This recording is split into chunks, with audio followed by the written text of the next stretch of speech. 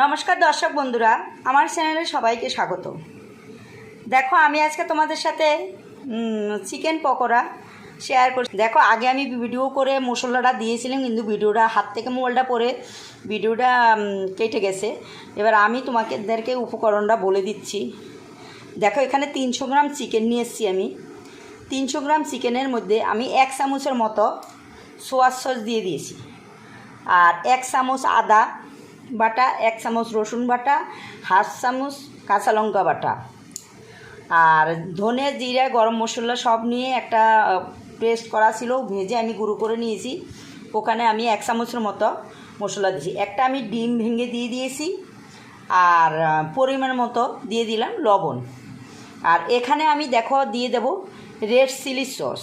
Red chilli সসটা আমি এখানে আমরা যতটা ঝাল খাবো ততটাই দেবো। অবশ্য তোমাদের ইচ্ছে হলে দেবে, না হলে শুধু কাঁচা লঙ্কা বাটা দিয়েই করবে। আর লাস্টে এখানে দিয়ে দেবো আমি 1 চামচের মতো ভিনিগার।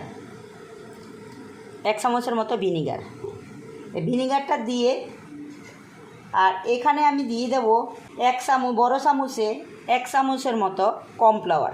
এখানে তোমরা ময়দা বা বেসন ওগুলোও দিতে পারো, যার কাছে যেটা থাকবে সেটা দেবে। আমার কাছে কর্নফ্লাওয়ার আছে, আমি কর্নফ্লাওয়ারটা দিই। এটাকে মেখে 1 ঘন্টার মতো ম্যাগনেট করে রেখে দেবো। দেখো, পকোড়ার ম্যাগনেটটা তোমরা যত বেশি রাখবে ততই তোমাদের টেস্টি হবে। এবার আমি এখানে এটাকে মেখে 1 ঘন্টার মতো রেখে দেব। যদি মাখার পর জলটা অনেকটাই ছেড়ে দেয়, যেহেতু লবণ লঙ্কা সব কিছু দিয়েছি, কিন্তু মাখা আছে, এবার জল ছেড়ে দিলে তোমরা এখানে আবার কর্নফ্লাওয়ার হোক বেসন হোক যা হোক অ্যাড করে দিও। এবার আমি এটাকে এখানে মেখে এই 1 ঘন্টা, আমার হাতে অত বেশি টাইম নেই, আমি তাও 1 ঘন্টার মতো এখানে এটা রেখে দেব। এবার আমি এই 1 ঘন্টার মতো এখানে এটা রেখে দিলাম। দেখো, আমার 1 ঘন্টার মতো হয়ে গেছে পকোড়াটা ম্যাগনেট করে রেখেছি। এখানে দেখো, আমি কড়াই বসিয়ে অনেকটাই তেল দিয়ে রেখেছি, কারণ পকোড়া ভাজতে অনেকটা তেলই ভাজতে হয়। এবার আমি তেলটা বেশি গরম করব না, দেওয়ার সাথে সাথে নাই পুড়ে যাবে। এবার আমি একটা একটা করে এখানে পকোড়াগুলো ছেড়ে দিচ্ছি।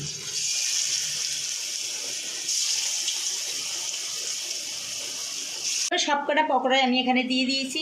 এবার ওই পিঠটা হওয়া পর্যন্ত আমার অপেক্ষা করতে হবে। তোমরা ভিডিওটা না টেনে প্রথম থেকে লাস্ট পর্যন্ত দেখো। দেখো, ওই পিঠটা হয়ে গেছে। একটু কড়া করে পকোড়াগুলো ভাজবে, তাহলে অনেকক্ষণ ভালো মচমচে থাকবে। আর খাওয়ার আগে দিয়েই পকোড়াগুলো ভাজবে। পকোড়া গরম গরমই টেস্ট হয়। দেখো, ওই পিঠটা পুরো হয়ে গেছে। এই পিঠটা আমি উঠিয়ে দিলাম। এই পিঠটা হওয়া পর্যন্ত আমি অপেক্ষা করতে হবে। দেখো, পকোড়াগুলো সব ভাজা হয়ে গেছে। এবার আমি পকোড়াগুলোকে নামিয়ে নিচ্ছি। আমার পুরো কমপ্লিট হয়ে গেছে। যদি তোমাদের ভালো লাগে পকোড়ার রেসিপিটা, অবশ্যই আমার চ্যানেলটাকে লাইক শেয়ার কমেন্ট করো। আর যারা এখন আমার চ্যানেলটাকে সাবস্ক্রাইব করেনি তাদেরকে সাবস্ক্রাইব করার জন্য অনুরোধ করা রইল। দেখো, পকোড়াগুলো কতটা খাস্তা হয়েছে, দেখো পুরো হয়ে গেছে। দেখো, তোমাকে একটা ভেঙে দেখালাম।